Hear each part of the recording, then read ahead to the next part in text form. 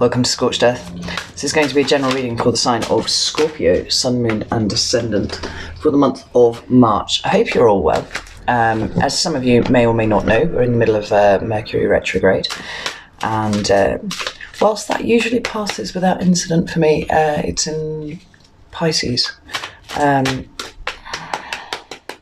for some reason, I don't know why, I just suffer during Pisces season. I can't deal with the energy, which is very odd because I have a number of Piscean friends who are absolutely extraordinary women, and I love them to bits, adore them, have no issue with them. My daughter is a Pisces, have no issue with her, but this time of year, this energy just sends me into a tailspin. So I hope it's being nicer to you than it's being to me, because it's a bit much, frankly. I don't think I've felt this ungrounded since last Pisces season. People would think it would be Scorpio that would be difficult, but I don't know. Maybe it's because I'm a fixed sign and so are you. I feel Scorpio energy is much more comfortable with it. Anyway, all that waffling aside, just putting your coin the right way up so I can see it. With all that aside, let's get some cards. I have 3 cards for Scorpio, please, for the month of March. Here's the first one. I've got the 6 of Cups. That's your card, actually. But it does talk about the past, and it's interesting that I should have just been blathering about a retrograde, and then here we are. With 2 more cards for Scorpio, please. 3 of Cups. Interesting. And the last card is the 3 of Swords. Okay, seems like you're being buffeted a little by the retrograde energy as well. At the bottom of the deck, we've got the Ace of Swords. No, we haven't. We've got the Ace of Wands. Beg your pardon. One of the other side effects of the Mercury retrograde is that apparently I lose the ability to speak, so bear with me. Along with extensive technological mishaps, my laptop bricked and my internet connection has slowed to a crawl, which is vexing. Most vexing. Seems we're going to dive deep with you as well, Scorpio. The deviant moon, to clarify. Oh, I swear to God, I've got it marked on my calendar when Aries season starts, because this is just...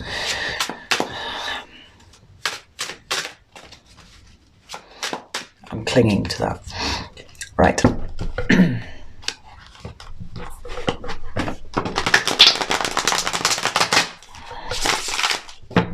So, let's get some clarifiers and then we'll get on with this. Why is the 6 of Cups here for Scorpio, please? 7 of Cups. And the Page of Swords.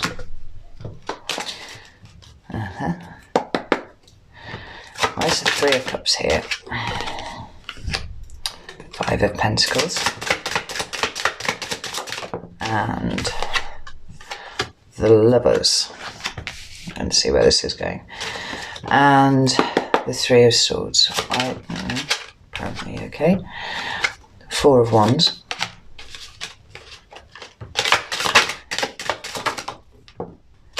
And the 2 of Wands.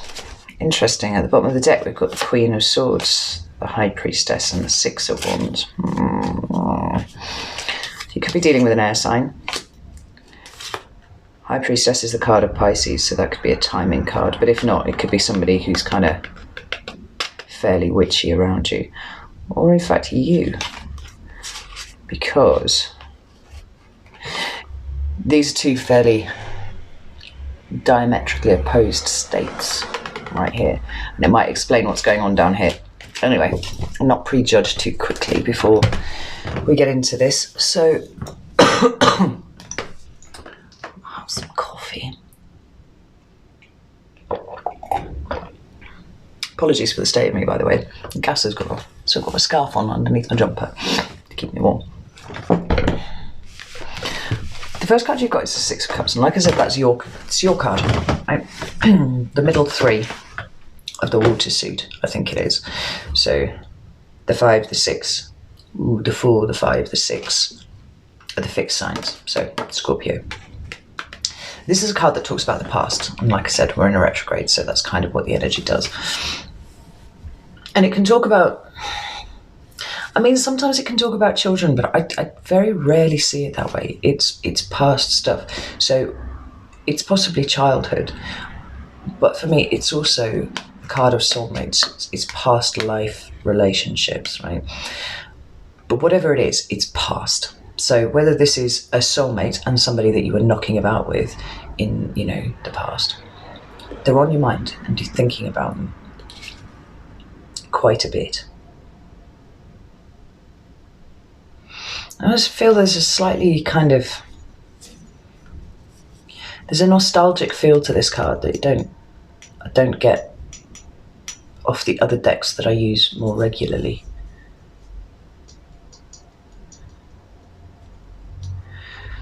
And it's quite idyllic.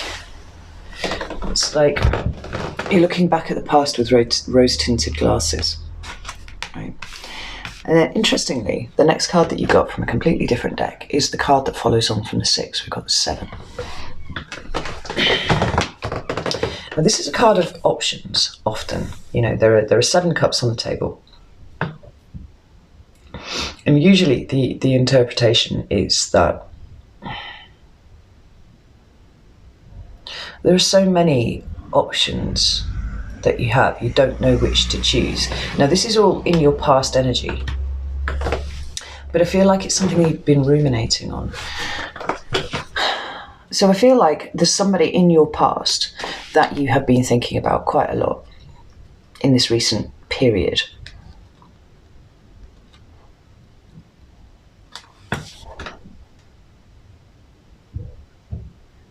But I feel that you didn't commit to them, right? We've got these 7 cups. 4 of them are upright. 1 is inverted, and 2 are lying on the side. And there's a sense of,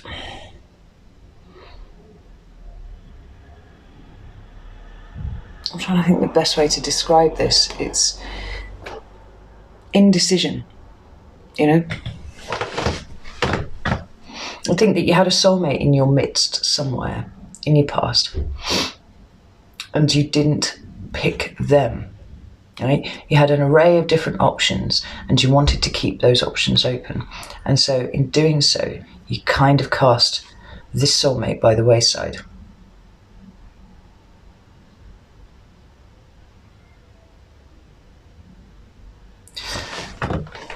There's a sense that you built a relationship with them, though. So you see how these cups are stacked, right? But when it came to it, the one on the top is lying like that. It's neutral, like you didn't commit to it. You could have done. You could have set that cup up right on the top, but you chose not to for whatever reason. And I think that you're kind of looking back on that and wondering if you really made the right decision. Because then we've got the Page of Swords. Now, the Page of Swords is a messenger, yes.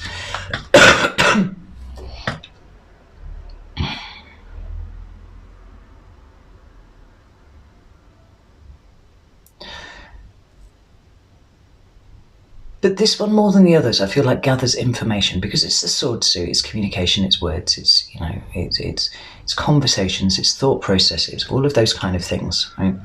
Mental stuff. It feels like you're casting your mind back over all of these things because it's information gathering is what it is. And whether that's the transmission of it to somebody else's head or gathering that information for it to go into your head. And I feel like it's going into your head. It feels like you've maybe been looking at this person a little bit. Maybe you've been looking at their social media, you know, maybe asking friends about it. As I'm drawn to this kind of bionic eye that he's got. You know? And in having that bionic eye, he is able to stay kind of out of the way, but like employ his vision to have a look and see what this person is doing. And the next card you've got is the Three of Cups. Now, the Three of Cups For me, more than any of the other threes, this is the one that indicates a third party situation, right? And so I can see this card going one of two ways. It's also the card of reconciliation. Yeah, they're coming together under the moonlight and they're celebrating something. It's a reconciliation of, you know, people, bringing them back together. So you'll have to decide which way this applies to you, because either this is you are contemplating in your current energy the possibility of reaching out to this person, trying and attempting to reconcile, or you're musing on the fact that you had this person in a third party situation in the past. Pick which way it goes for you, because both of the clarifiers underneath are applicable either way, right? Because we've got the Five of Pentacles and we've got the Lovers. It's another 6. Yeah, that one. It's another 6. Just the 6 of Cups. And a 5. So 5s are about shifts. They're about energy shifts of sorts, right? It's instability. And this one particularly talks about a fear of abandonment. Right? It talks about poverty of some description, and whether that's, you know, being left out in the cold and cut out of a situation. That's possible. You know, there's the possibility of financial loss, but I don't really feel like that applies here with the cards that are surrounding it.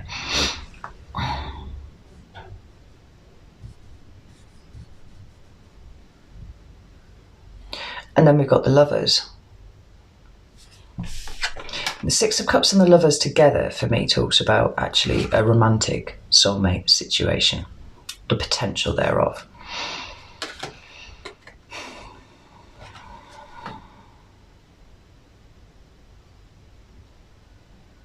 So it's possible that you had someone in a you know, a third party situation because you were afraid to commit. Because if you committed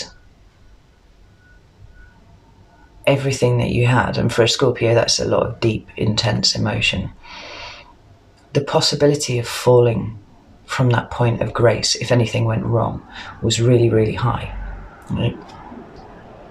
And so you kept your options open. You know, you probably kept multiple people in third party situations ongoing, you know. Remember, the energies can flip, so we could actually be talking about someone else. So that's one way of looking at it. The other way of looking at it, if it's a reconciliation, is that you are contemplating this because you have felt excluded from this person, right? Because you feel the loss of this person, because you feel so separated from this person, and you kind of want to bring that back. You know, you want to reinstate this. I'm going to pull another couple of cards for that because I'm kind of interested. I want to see if we can nail it down either way. But remember that the energies can flip. So, you know, it could be the person that, you know, you might not necessarily be dealing with, but certainly that comes to mind when you're watching this video. We could be, got a King of Wands that's flipped there. Could be a fire sign. It could be a Leo specifically, but Aries or Sagittarius. Tell me more about this Five of Pentacles, please.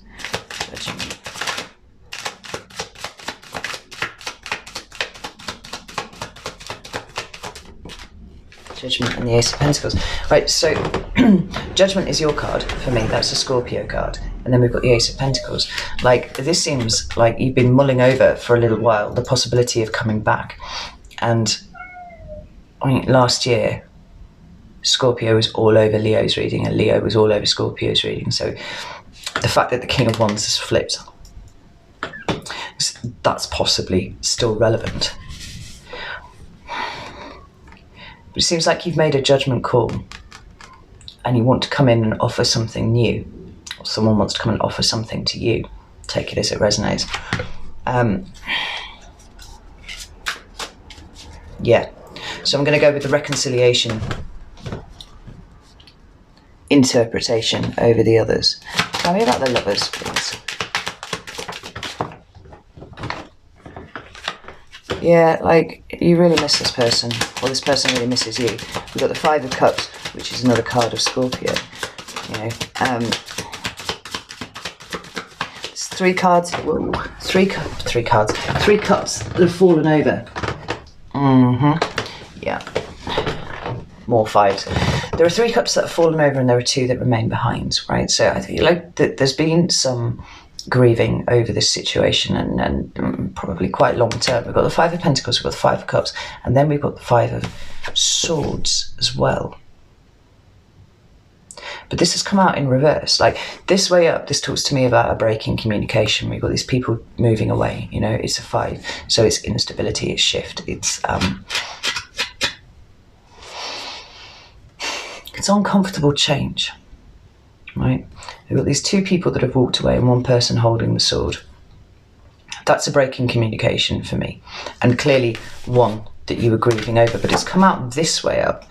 So that suggests to me that there's a wanting to renew communication with this person, because you've spent that long grieving over what it is and you've kind of worked out what it is that you want finally with these cards. This is why you want to move forward. Now,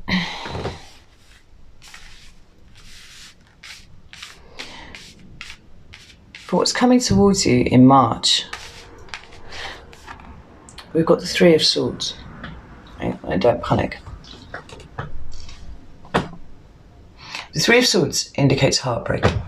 Right? I always find it interesting that it's a Swords card that talks about something that's a visceral pain in your chest. You know, that it's almost something that I would expect to see, you know, a water card to indicate, but it's not.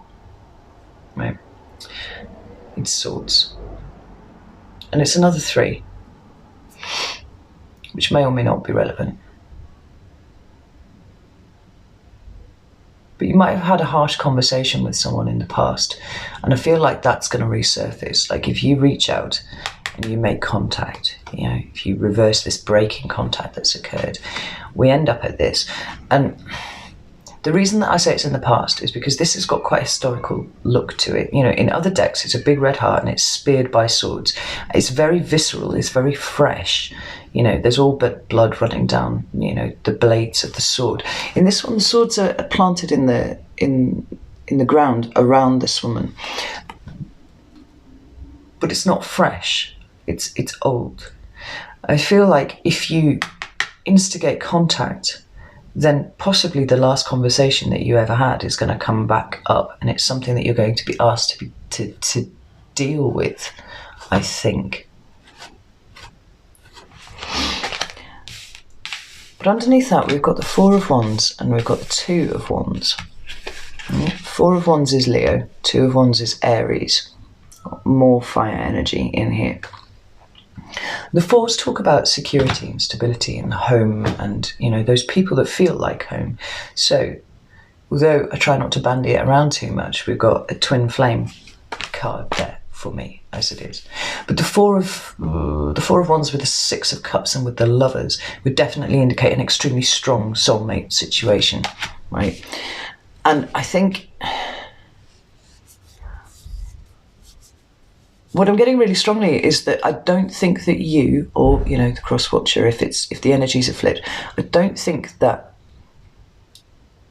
you fully comprehend how much you broke this person's heart when you didn't pick them, when you didn't choose them, when you left them behind, when you broke communication with them. You know, they saw themselves with you like this down here, you know, bonded. And I think it absolutely broke their heart. And I think it's something that they've been sat with for quite a long time, actually. You know, this woman could get up and walk away from these swords at any point. As yet, she hasn't. And she hasn't because this conversation still needs to occur between you. And then we've got the 2 of Wands, which talks about hitting a crossroads, right? So it feels like a very pivotal conversation that you're going to have.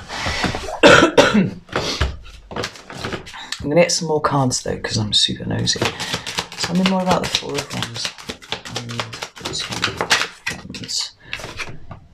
Page of Pentacles. Knight of Swords.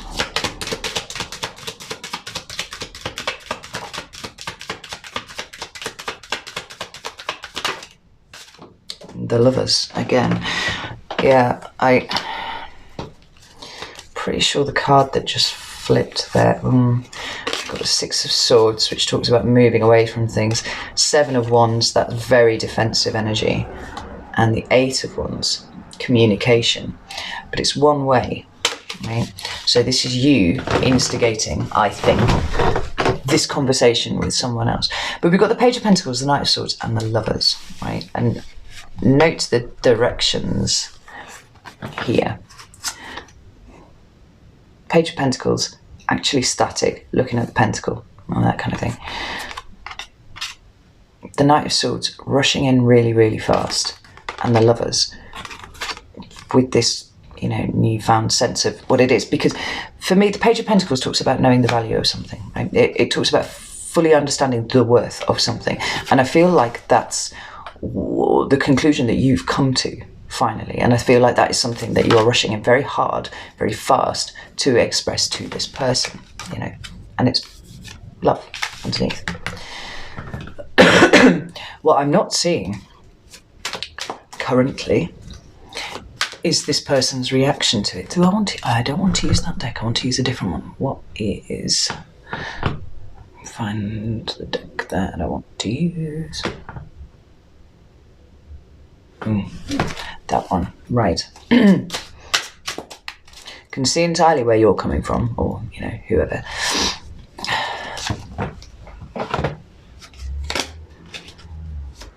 You know, because maybe there's a sense, and I actually do feel that, obviously, because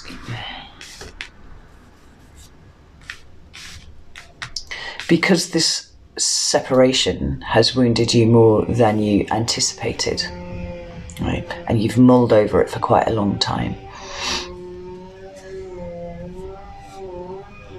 I mean, there's probably a degree of heartbreak there that was kind of delayed, that you didn't expect when you instigated this break, when you separated things off, you know. And there's a sense of you now coming to a crossroads because you realise that you're carrying this with you, and it's potentially stopping you from making a new start in any other direction because you keep being pulled back. And we're in a retrograde, you know. This kind of energy instigates those feelings for us. Tell me about the reaction of the person that Scorpio is going towards. So, we've got the Eight of Wands, which is talking about the communication coming back. And then we've got the Five of Wands, right? That's another card of Leo, which is interesting. But it talks about conflict, right? This person's not going to let you in easily. Not at all. Let's see. Tell me about the reaction.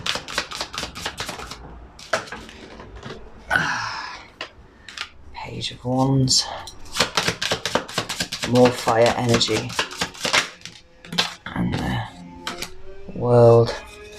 Ooh.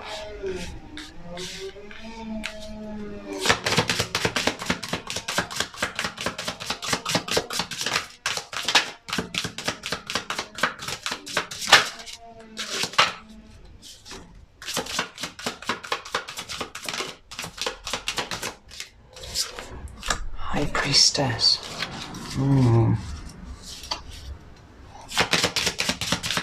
Sorry, bear with me. Yeah.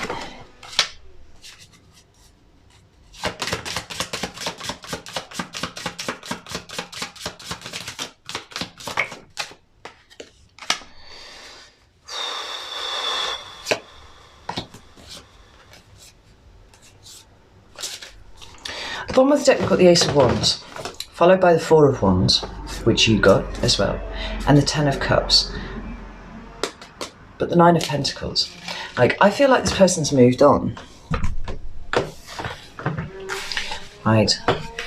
Because we've got conflict, we've got the Page of Wands, and we've got the World. Like, I think that this person's fought very hard to start again for themselves. Like, they've closed out this cycle in their head and in their heart. And moved on, actually. Which is not to say that they don't think of you, because they probably do. But as far as they're concerned, they've started off in a different direction. And then we've got the High Priestess, the Five of Cups and the Five of Swords.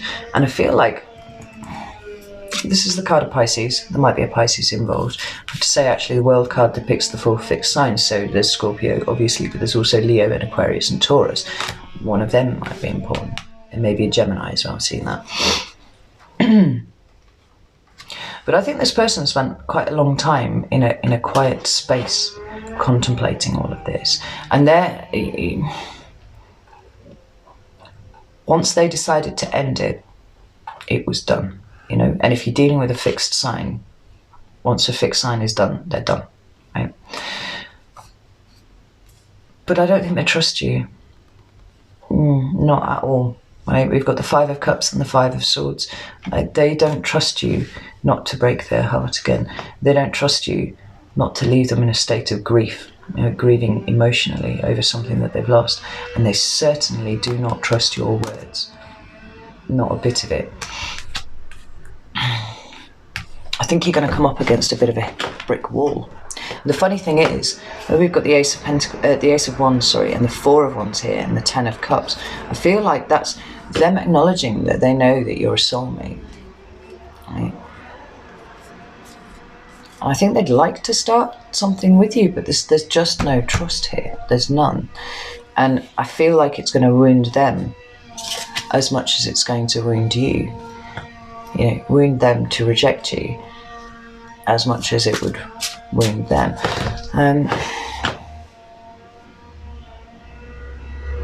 But that suggests to me that there was a great deal of emotional investment on their part the first time round, and they got burned, and they're not willing to put themselves in that position again. Where do I want to go with this? I really need to start doing extendeds because there's all sorts of things that I would dig around in here and I just don't have the time. I've just been shuffling the cards while I was talking, and now we've got the Ace of Pentacles, which is, you know, the opportunity of a new start. But we've got the 10 of Swords directly underneath it. Like, I think that it's going to be rebuffed because this person felt so humiliated and broken the first time round when you treated them like an option, and then, you know, just failed to take this relationship where they thought it was going.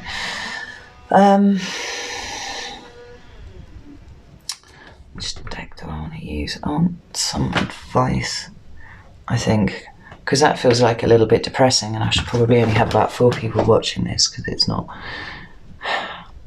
People don't want the difficult news, they want the nice news, which is understandable. It is.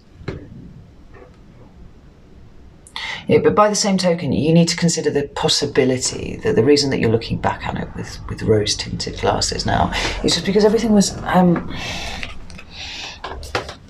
like, perhaps you've met people afterwards, you know, who haven't quite been as good as this person, you know, so that now you see the value of this person, you see what they were worth and all those kind of things, but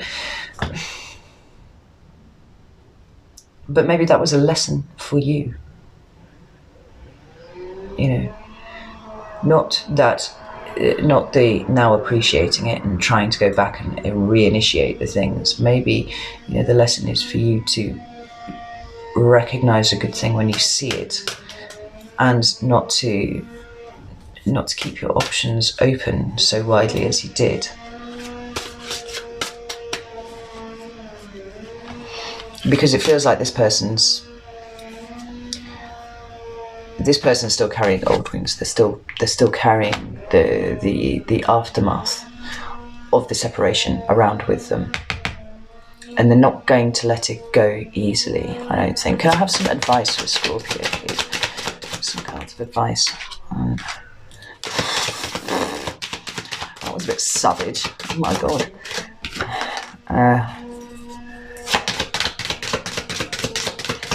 One more card of advice for Scorpio, please.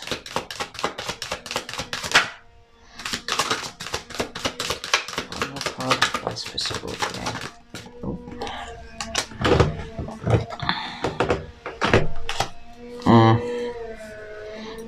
Yeah, I mean,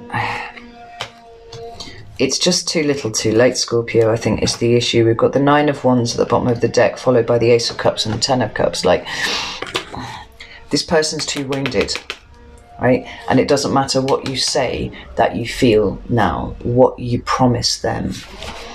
The damage is done, I think.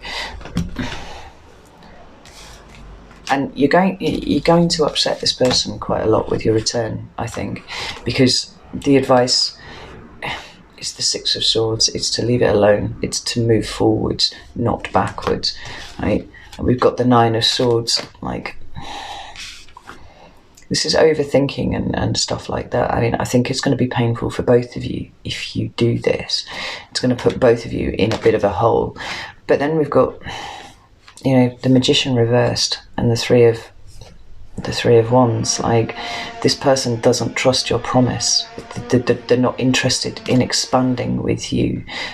They actually feel quite manipulated by you, and your return is going to upset them even more, because if there was a level of manipulation before, and I feel like there probably was, because you stacked these cups up like this until you got to the top, and then you just knocked it over just like a pissy cat. Like, no, don't want that, right? That really wounded this person. And now, and taking responsibility for things means acknowledging when you have behaved that way, right? That's how we grow, that's how we learn, you know, that's how we become better people. But unfortunately, the damage is done with this person, and it doesn't matter what you say, it doesn't matter what you promise them, they're not going to trust it. Scorpio, I hate to do that to you, but, like, I don't know, there's a reaping what you sow kind of feel about this, and I feel like you've left it quite a long time, you know, and you've given this person the space to process all of this stuff, come to their conclusions, pick themselves up and move on. You did, because you didn't come back and take responsibility before that, you know. And it might be that, like, you could have spent that whole time away in this, you know, in this energy, being all like, everything's horrible, I want my person back. But you left it too long. And I'm sure I had a reading for you a couple of months ago where I said, you waited too fucking long, Scorpio, you know. Or the cross-watcher, if this is cross-watching energy, you know, take it as it resonates to you. I'm not trying to do you down, but what I am saying is there's a big old fucking lesson here, and there's a reason why it's coming up for you in the retrograde, right? It's coming up so that you can deal with it, and you can process it, and you can learn from it, and you can move forwards, and in future make better decisions for yourself off the back of your experience. And that's why we do these things, you know, that's why we cock up, that's why we make mistakes, because we learn. And, you know, I don't sense any ill will here from this person, none, but I do see that they are not prepared to let you back in. Like, they've seen that whole interaction before as a lesson, and they learned it, and they picked themselves up, and they moved on. And the simple fact is, it doesn't matter what you say, they don't trust you. So I'm sorry, Scorps.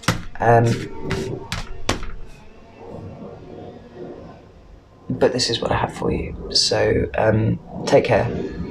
I expect I'll get 50,000 downvotes for this video, but I can only tell you what I see, and this is what I see. So, bit of mature contemplation of the situation is required, I think. Right, take care, and I'll see you in about 10 days-ish, I don't know, maybe less, for the mid-months.